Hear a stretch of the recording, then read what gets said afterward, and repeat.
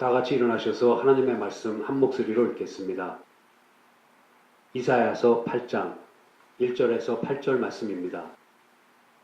구약성경 974페이지입니다.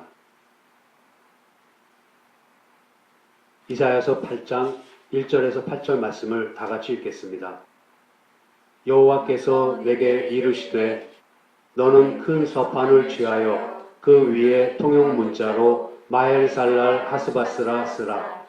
내가 진실한 증인 제사장 우리야와 여벨레기야의 아들 스가랴를 불러 증거하게 하리라 하시더니 내가 내 아내와 동침하매 그가 잉태하여 아들을 낳은지라. 여호와께서 내게 이르시되 그 이름을 마헬살랄 하스바스라 하라. 이는 이 아이가 내 아빠 내 엄마라 할 줄 알기 전에 다메섹의 제물과 사마리아의 노량물이 아수르 왕 앞에 옮김가 될 것임이니라. 여호와께서 다시 내게 일러 가라사대 이 백성이 천천히 흐르는 실로아 물을 버리고 르신과 르말리아의 아들을 기뻐하나니 그러므로 주 내가 흉용하고 창일한 큰 하수 곧 아수르 왕과 그의 모든 위력으로 그들 위에 덮을 것이라. 그 모든 골에 차고 모든 언덕에 넘쳐 흘러 유다에 들어와서 창일하고 목에까지 미치리라. 임마누엘이여 그의 편은 넓게가 내 땅에 편만하리라 하셨느니라. 아멘. 강력한 제국주의 정책을 펼치는 아수르에 대항하기 위해 동맹을 맺은 북이스라엘과 아람은 남유다에게도 동맹에 참여할 것을 요청했으나 신아수르 성향의 아하스가 이것을 거절합니다. 이것을 빌미로 아람과 북이스라엘이 남유다를 공격하려 한다는 소식을 듣고 두려움에 떠는 아하스와 백성들에게 하나님께서는 이사야 선지와 그의 아들 스알야습을 보내서 메시지를 전하십니다.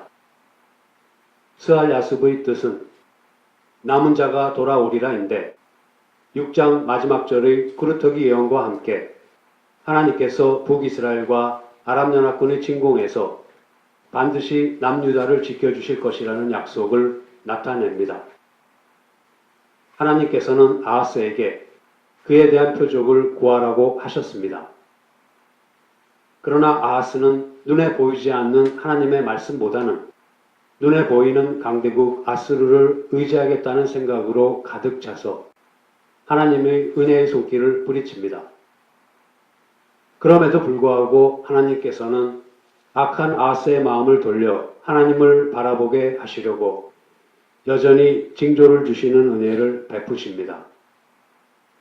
아하스처럼 하나님마저 거부하는 우리들의 악한 마음을 돌려 하나님만을 바라보게 하시겠다는 그 크신 은혜가 예레미야 선지를 통해 새 언약을 약속하시는 말씀에 잘 나타나 있습니다.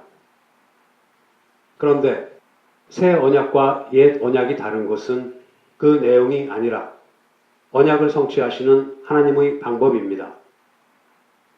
하나님께서는 하나님과의 언약을 스스로의 힘으로는 도저히 지켜낼 수 없는 패역한 우리를 그냥 두지 않으시고 먼저 우리를 찾아오셔서 예수 그리스도 안에서 우리를 남은 자로 곧 자기 백성으로 삼으시고 구원하시고 거룩하게 하십니다. 이러하신 하나님을 아는 것이 믿음이기에 하나님께서는 만일 너희가 믿지 아니하면 정령이 굳게 서지 못하리라고 말씀하셨습니다. 하나님께서 아하스에게 주신 임마누엘 예언은 8세기 당시의 역사적 상황에서 1차적으로 성취되었고 700여 년 후에 처녀인 마리아를 통해서 예수 그리스도께서 이 땅에 오심으로써 2차적으로 그리고 완전히 성취되었습니다. 장래일에 대한 징조는 그 일이 일어나기 전에 주어지고 또 실현됨으로써 그 장래일에 대해 확신을 갖게 하는 것이 보통입니다. 그러나 임마누엘 징조는 장래의 일에 대한 징조가 그 일이 일어난 후에야 경험할 수 있는 상황으로 주어졌습니다. 하나님의 작정 안에서는 임마누엘 예언의 성취는 너무도 확실한 일이기 때문에 그것을 증거로 주실 수 있었던 것입니다. 창세기 1장 1절 태초에 하나님이 천지를 창조하시니라 하신 선언 안에 이미 역사 속에서 존재했고 지금 존재하고 있고 또 앞으로 존재할 모든 세상 만물들이 다 들어 있습니다. 시간과 공간을 뛰어넘는 영역인 영혼 속에서 완성된 일이 시간과 공간의 역사와 세상의 영역에서 펼쳐질 때에는 그 양상이 다르게 보일 수밖에 없습니다. 구원과 부활이 과거, 현재, 그리고 미래의 세 시제로 표현되는 것이 하나의 예입니다. 이와 같은 양상의 예를 돕기 위해서 우리는 단숨에 풍선을 부는 예를 들었습니다. 들숨을 불어넣자 풍선이 점차 모양을 갖추어가는 것으로 하나님의 작정이 시간과 공간 안에서 펼쳐지는 양상을 그려보았습니다. 그리고 다니엘서에 나오는 유다 백성의 장래의 운명과 메시아의 죽음에 대한 예언이 역사에서 정확하게 실현된 것으로부터 역사를 그 뜻대로 주관하시는 하나님을 알 수 있었습니다.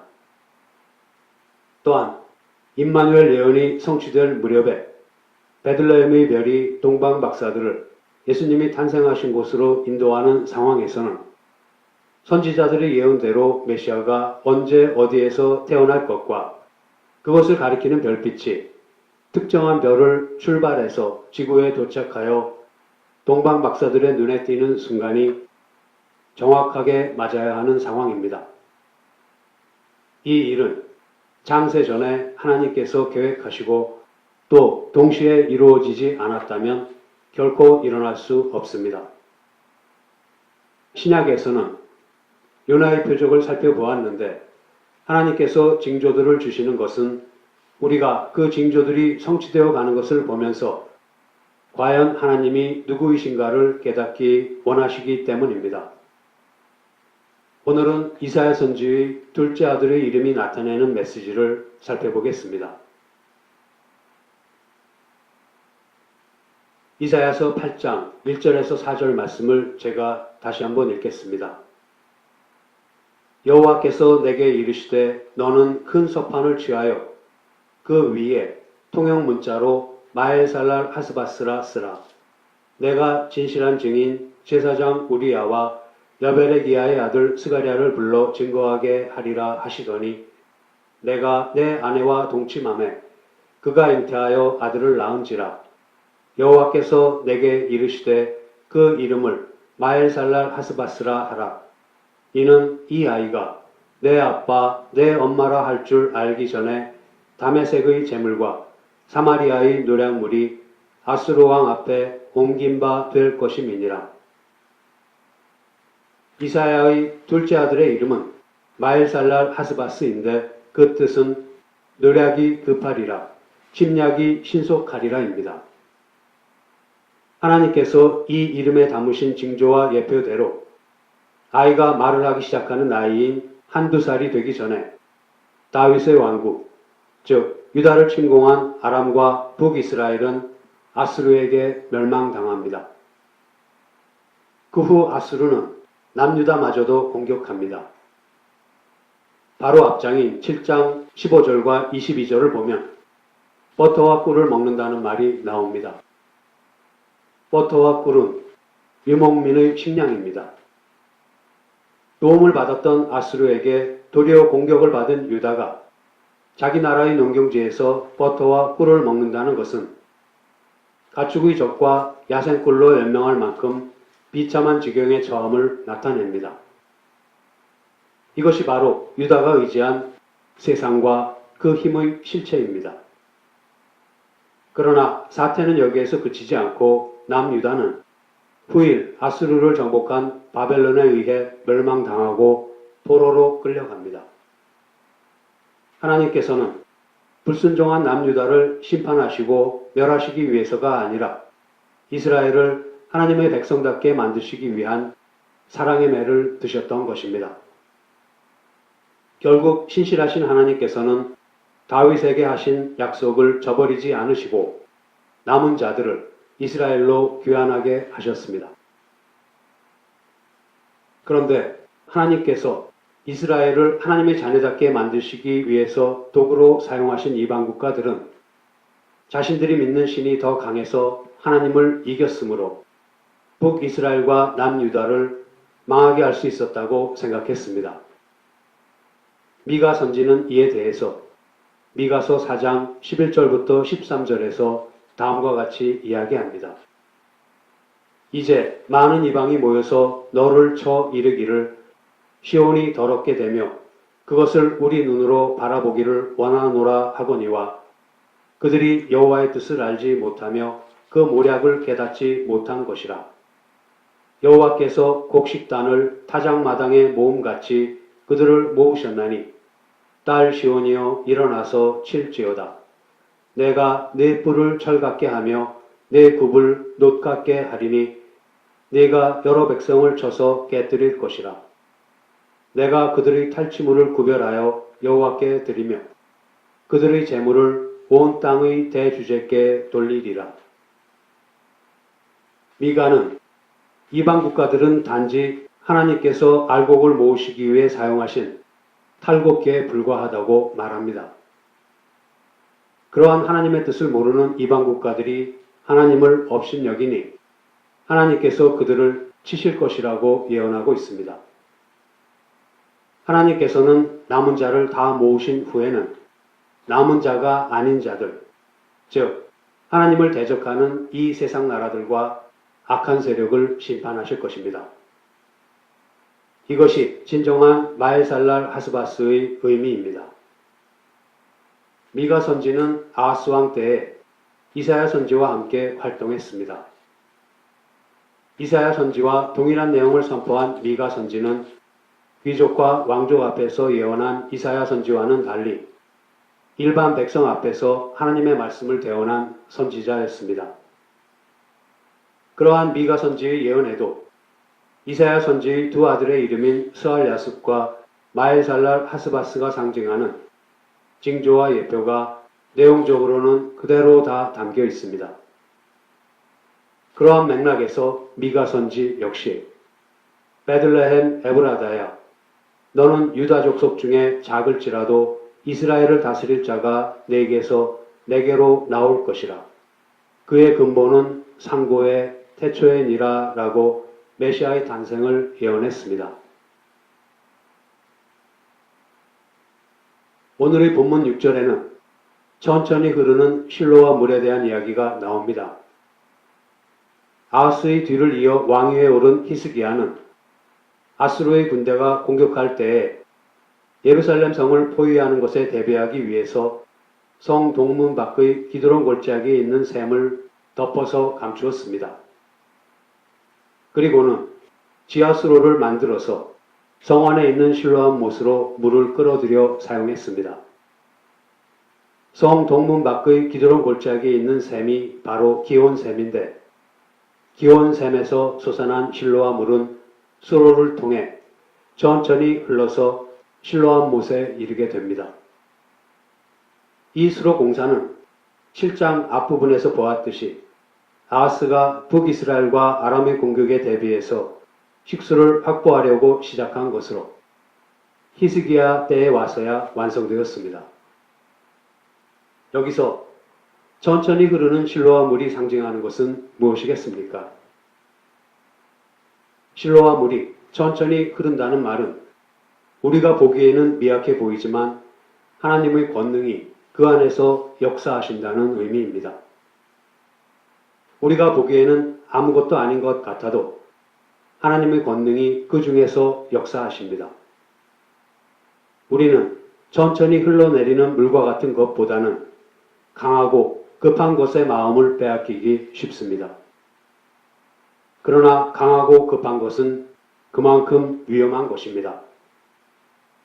물이 불어넘쳐서 덮치는 홍수는 인간이 감당하기에는 매우 벅찹니다. 천천히 흐르는 실로와 물과 같은 하나님의 은혜를 저버리고 급하게 흐르는 큰 하수인 유프라데스 강, 즉 자기 자신과 세상의 힘을 의지했던 유다 백성은 과연 어떻게 되었습니까?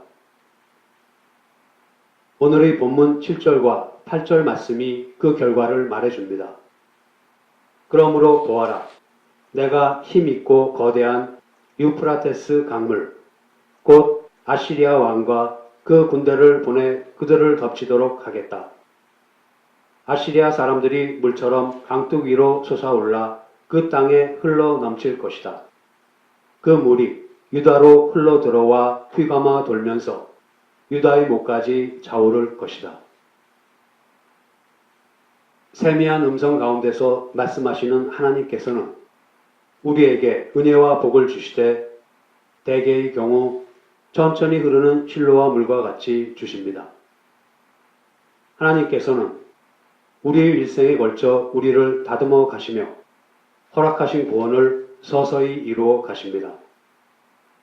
그만큼 우리에게는 깎여 나가고 다듬어져야 할 것이 많은 것입니다. 이사야서 55장 8절에서 11절 말씀을 함께 찾아보시겠습니다. 구약 성경 1035페이지입니다. 이사야서 55장 8절에서 11절 말씀을 다 같이 읽겠습니다. 여호와의 말씀에 내 생각은 너희 생각과 다르며 내 길은 너희 길과 달라서 하늘이 땅보다 높음같이 내 길은 너희 길보다 높으며 내 생각은 너희 생각보다 높으니라. 비와 눈이 하늘에서 내려서는 다시 그리로 가지 않고 토지를 적시어서 싹이 나게 하며 열매가 맺게 하여 파종하는 자에게 종자를 주며 먹는 자에게 양식을 줌과 같이 내 입에서 나가는 말도 헛되이 내게로 돌아오지 아니하고 나의 뜻을 이루며 나의 명하여 보낸 일에 형통하리라. 아멘. 농부가 씨를 뿌리자마자 하루아침에 성장해서 금세 열매를 맺는 일은 우리의 일상이 아닙니다. 씨를 뿌리면 움이 터서 싹이 나고 줄기가 나고 뜨거운 햇빛과 때로는 세찬 비바람 속에서 자라나서 열매를 맺고 또 그 열매가 연그러갈 충분한 시간이 필요합니다. 하나님의 말씀과 은혜도 그와 같은 양상으로 이루어지는 것이기에 우리는 인내하면서 기다려야 합니다. 이미 창세 전에 야곱을 향한 계획과 목적과 사랑을 가지셨던 하나님께서는 야비하고 속이기를 잘하는 성정을 타고난 야곱을 마지막 날에 점도 없고 흠도 없는 모습으로 하나님 앞에 세우려고 하셨습니다. 그것을 위해 야곱을 그의 전생에 걸친 긴 세월 동안 간섭하시고 다듬으셔야만 했습니다. 이처럼 고난과 심판을 통해서 우리를 남은 자로 부르시는 하나님의 은혜는 우리의 일상생활 가운데를 실로와의 물처럼 흐르는 듯 마는 듯 천천히 가로질러 가지만 인생의 끝자락에서 우리는 우리 안에 이루어진 하나님의 뜻을 반드시 보게 될 것입니다. 하나님께서 우리에게 목표하시는 것은 우리를 고난과 심판을 통해서 남은 자로 부르시는 것, 즉 하나님의 자녀로서 합당한 자를 만드시는 것입니다. 결코 우리를 예수 그리스도를 믿게 하셔서 무슨 일을 시키시기 위해서가 아닙니다. 그런데도 우리는 이와 같은 하나님의 뜻을 바로 이해하지 못하고는 합니다. 우리가 예수 그리스도를 믿게 되면 이제 우리는 구원을 베풀어 주신 주님의 은혜에 보답해야 한다는 생각에 사로잡혀서 주님을 위해 무슨 일이라도 하려고 나섭니다. 그것이 보통 봉사와 헌신으로 나타납니다. 이처럼 종교성이 발휘되는 봉사와 헌신은 강하고 급하게 흐르는 큰 하수와도 같이 우리의 마음과 눈을 사로잡습니다. 거기에 우리의 조급한 마음이 더해져서 빠르게 신앙의 열매를 맺으려고 서두르지만 결국은 그 열매가 아예 없거나 있다 하여도 부실하기 짝이 없습니다. 그러므로 구원을 받은 것은 시작일 뿐이며 아직 그 얻은 구원을 이루어 가야 하는 일, 즉 하나님의 자녀로서 자라나야 하는 일이 남아있다는 사실을 잊지 말아야 합니다. 그리고 그 일은 우리의 지극히 평범해 보이는 일상생활 속에서 이루어집니다. 그런데 실로아의 흐르는 물처럼 천천히 흐르는 우리의 일상은 자칫 보잘것없고 몸이 건조하게 느껴지기 쉽습니다. 우리는 강하고 급하게 흐르는 큰 하수에게 마음을 빼앗겨서 성숙과는 거리가 먼 신앙생활을 하고는 합니다. 그러다가 느려 보이고 특별할 것이 없어 보이지만 실상은 그 속에서 신앙이 연그러가는 일상의 하루하루를 놓치는 안타까운 상황에 처하게 됩니다. 물론 봉사와 헌신은 중요합니다. 실로와 물과 같은 하나님의 은혜가 우리를 천천히 채우고 자연스럽게 넘쳐 흘러서 나오는 봉사와 헌신은 성숙한 신앙의 열매입니다. 그러나 강하고 급하게 흘러서 매혹적이지만 유익이 되지 못하는 홍수와 같은 봉사와 헌신은 우리의 신앙생활을 속이 빈 강정같이 만드는 것이기에 매우 조심해야 합니다. 우리는 여기서 우리가 신앙상의 어떤 문제를 놓치고 있으며 또 꼭 붙들어야 하는 핵심은 무엇인가를 사도 베드로의 경우를 들어서 살펴보겠습니다. 누가복음 22장을 보면 예수님께서 베드로가 예수님을 부인할 것에 대해 미리 말씀하시는 장면이 있습니다. 누가복음 22장 31절에서 34절 말씀입니다. 시몬아 시몬아 보라 사단이 밀 까부르듯 하려고 너희를 청구하였으나 그러나 내가 너를 위하여 내 믿음이 떨어지지 않기를 기도하였노니 너는 돌이킨 후에 내 형제를 굳게 하라. 저가 말하되 주여 내가 주와 함께 오게도 죽는데도 가기를 준비하였나이다. 가라사대 베드로야 내가 네게 말하노니 오늘 닭 울기 전에 네가 3번 나를 모른다고 부인하리라 하시니라. 예수님께서는 사단이 제자들을 밀 까부르듯 하려고 청구한 것은 거절하셨습니다. 그러나 베드로가 예수님을 3번 부인할 것은 알고 계시면서도 그냥 두십니다. 그런데 왜 예수님께서는 베드로의 실패를 막아주시지 않으셨던 것입니까? 왜냐하면 그 실패를 통해서 앞으로 교회의 기초를 다지는 일과 복음 전파의 사명을 감당해야 할 베드로로 하여금 자기 자신을 의지하지 않게 하는 준비를 시키시려는 것이었습니다. 베드로는 이 3번의 부인을 통해서 철저하게 자신에 대해 좌절합니다. 주여, 내가 주와 함께 오게도 죽는데도 가기를 준비하였나이다 라고 말할 만큼 그에게는 주님을 사랑하며 주님을 따르겠다는 진심이 있었습니다. 그러나 자기의 진심만으로는 주님을 사랑하며 주님을 따르는 것이 불가능하다는 것을 비로소 깨닫습니다. 마음엔 원이로되 육신이 연약하여 넘어질 수밖에 없다는 것을 깨닫고는 좌절합니다. 이러한 베드로에게 예수님께서는 너는 돌이킨 후에 네 형제를 굳게 하라고 하십니다. 이 말씀은 요한복음 21장 15절에서 17절 말씀과 연결됩니다. 요한복음 21장 15절에서 17절 말씀을 함께 찾아보시겠습니다. 신약성경 185페이지입니다. 요한복음 21장 15절에서 17절 말씀을 다 같이 읽겠습니다. 저희가 조반 먹은 후에 예수께서 시몬 베드로에게 이르시되 요한의 아들 시몬아 네가 이 사람들보다 나를 더 사랑하느냐 하시니 가로되 주여 그러하외다. 내가 주를 사랑하는 줄 주께서 아시나이다. 가라사대 내 어린 양을 먹이라 하시고 또 2번째 가라사대 요한의 아들 시몬아 네가 나를 사랑하느냐 하시니 가로되 주여 그러하외다. 내가 주를 사랑하는 줄 주께서 아시나이다. 가라사대 내 양을 치라 하시고 세 번째 가라사대 요한의 아들 시몬아 네가 나를 사랑하느냐 하시니 주께서 세 번째 네가 나를 사랑하느냐 하심으로 베드로가 근심하여 가로되 주여 모든 것을 아시오매 내가 주를 사랑하는 줄을 주께서 아시나이다. 예수께서 가라사대 내 양을 먹이라. 아멘. 예수님의 순환과 부활 후 시몬 베드로를 포함하여 7명의 제자들은 베드로를 따라 물고기를 잡으러 배를 타고 디베랴 바다로 나갔습니다.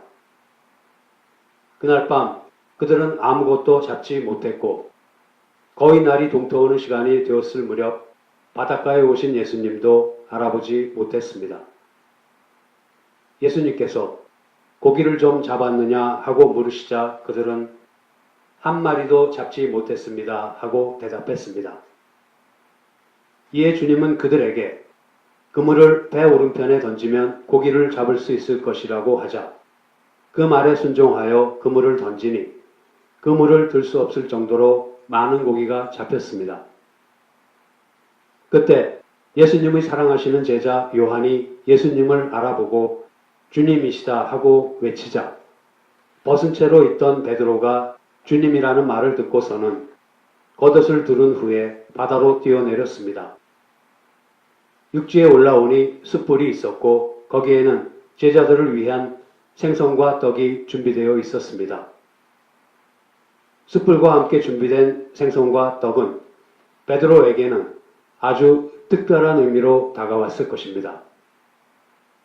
불과 얼마 전에 숯불을 쬐던 베드로는 고난받는 주님을 3번이나 부인했습니다. 또한 베드로는 예수님께서 오병이어의 이적과 관련해서 자신의 순환에 대한 말씀을 하실 때 많은 사람들이 떡과 물고기만 먹고 주님을 떠나가는 상황에서 너희도 가려느냐 하시자 주여 영생의 말씀이 계심에 우리가 뉴게로 가오리이까 하고 대답했습니다.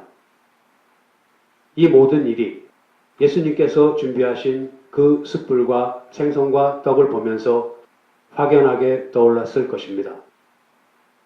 아픈 기억을 떠올리며 자신에게 좌절해만 가던 베드로를 예수님께서는 네가 나를 사랑하느냐 하는 물으심에 담은 메시지를 통해 회복시키십니다.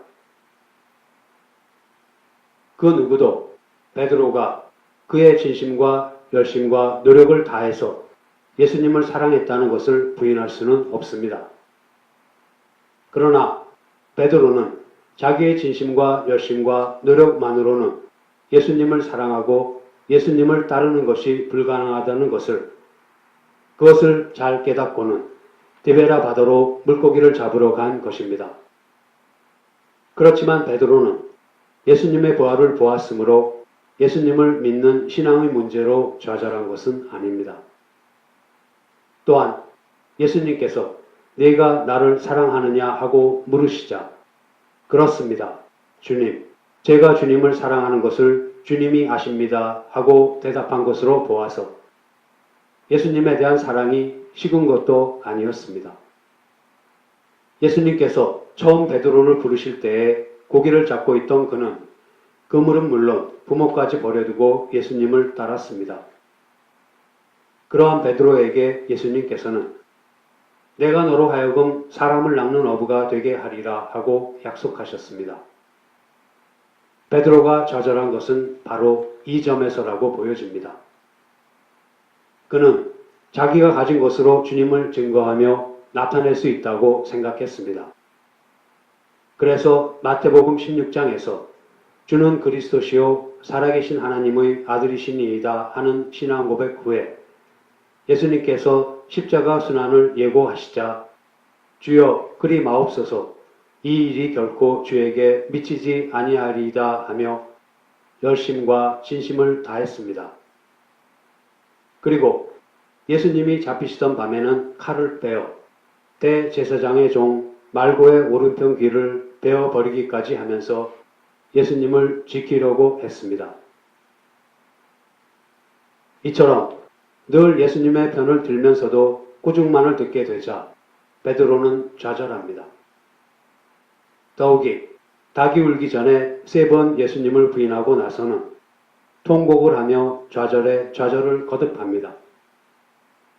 극도의 좌절감에 빠진 그는 예수님의 부활을 직접 확인했음에도 불구하고 디베랴 바닷가로 갑니다. 그리고는 예수님께서 고기잡이 하던 그를 처음 찾아오셨을 때처럼 다시 디베랴 바다에서 고기잡이 하던 그를 찾아오실 때까지 지난 일들을 생각하며 특히 예수님께서 하신 말씀들을 떠올렸을 것입니다.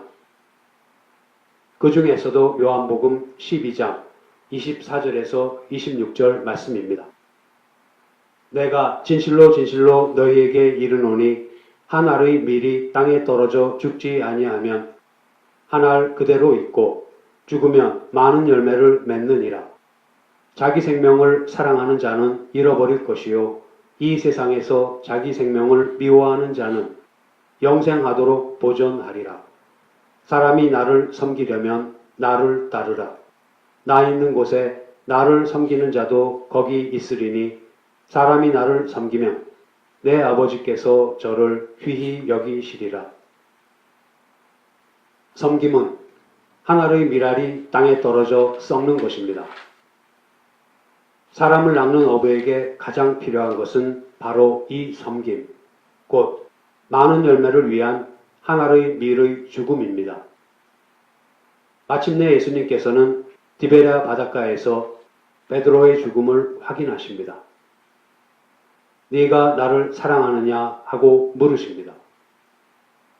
예수님께서 베드로에게 원하시는 것은 그의 능력이 아니라 좌절한 마음입니다.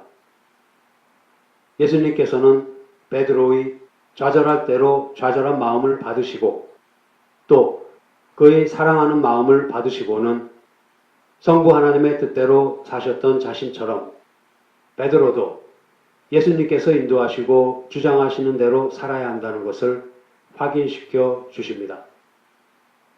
그리고 그것을 너는 돌이킨 후에 내 형제를 굳게 하라. 그리고 내 양을 먹이라 하신 말씀으로 나타내셨습니다. 우리는 흔히 신앙생활을 우리의 열심을 발휘하고 진심을 표시하는 것으로 생각하기 쉽습니다. 만일 그처럼 강하고 급하게 흐르는 큰 하수의 유혹, 즉 자신과 세상의 힘에 의지하고 있다면 겉모습은 종교성으로 화려하게 치장할 수 있을지는 몰라도 하나님의 자녀로서의 삶으로 채워가야 할 우리의 마음은 날로 비어만 갈 것입니다. 그러나 실로와의 물처럼 천천히 흐르는 하나님의 은혜에 모든 것을 맡기고 지극히 평범해 보일지라도 주어진 하루하루를 인내하며 살아가노라면 우리의 신앙은 나날이 그 속이 꽉 차게 연결어갈 것이며 그것으로 하나님께서는 영광을 받으실 것입니다. 이제 말씀을 마치겠습니다. 평소에 자신의 생각과 뜻대로 육신의 쾌락과 명예만을 추구하던 아하스에게는 하나님의 도움은 실로와의 천천히 흐르는 물과도 같이 힘없고 초라하게 느껴졌지만 강하고 급하게 흐르는 큰 하수인 유프라테스 강과도 같은 아수르의 세력은 의지하기에 충분할 만큼 매력적으로 보였습니다. 그러나 아하스는 그가 그토록 자신에게 도움이 되리라고 생각했던 아수르가 결국에는 홍수처럼 강뚜기로 솟아오르고 흘러넘치다 못해 그물이 유다로 흘러들어와 휘감아 돌면서 유다의 목까지 차오를 것이라고는 미처 생각하지 못했습니다. 본심을 드러낸 아수르의 공격으로 경작할 땅이 황폐해져서 농부들이 유목민처럼 가축의 젖과 버터와 야생꿀로 겨우 목숨을 이어갔습니다. 전쟁에서 수많은 사람들이 죽었으므로 그토록 적은 양의 음식이 살아남은 자들에게 충분한 양식이 될 정도의 비참한 지경에 처하게 된 것입니다. 이것이 바로 아하스가 의지했던 세상 힘의 실체입니다. 이것이 바로 우리를 미혹하는 죄의 실체로서 그 싹슨 사망인 것입니다.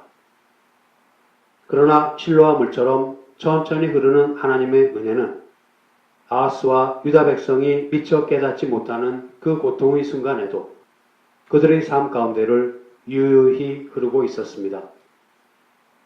하나님께서 주변 국가들을 사용하셔서 유다를 심판하시는 것은 다름 아닌 사랑의 매입니다. 그렇게 고난과 심판을 통해서 이스라엘을 남은 자로 부르시는 하나님의 은혜인 것입니다. 이 역사의 교훈은 우리의 신앙생활에도 그대로 반영됩니다. 하나님께서 우리에게 원하시는 것은 온전한 하나님의 자녀로 자라가는 것이지 그렇게 되기도 전에 무슨 일을 하러 나서는 것이 아닙니다. 무슨 일을 한다고 하더라도 하나님의 자녀로 성장하기 위한 측면에서 허락하시는 것이지 그 일 자체를 하기 위한 것은 아닙니다. 종교성으로 치장한 봉사와 헌신은 강하고 급하게 흐르는 큰 하수와도 같은 세상의 가치를 따르는 것으로서 매우 화려하고 매력적입니다. 그러나 결국에는 우리 목 밑까지 차오르며 생명을 위협하는 홍수로 돌변할 것입니다. 하지만 흐르는 듯 마는 듯 천천히 흐르는 실로아의 물과 같은 하나님의 은혜는 생명수로서 우리의 신앙을 평범한 일상 속에서 영끌어가게 할 것입니다. 우리의 진심과 열심으로 포장된 우리의 능력을 내어놓는 것이 아니라 하나님의 뜻으로 우리의 삶을 채워가는 것으로 말입니다. 이것을 하나님께서는 디베랴 바닷가에서 좌절한 베드로에게 확인하셨던 것입니다.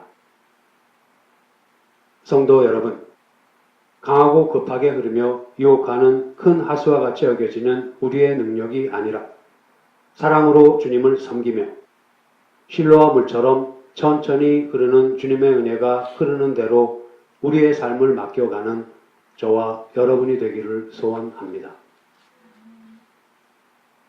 기도하시겠습니다.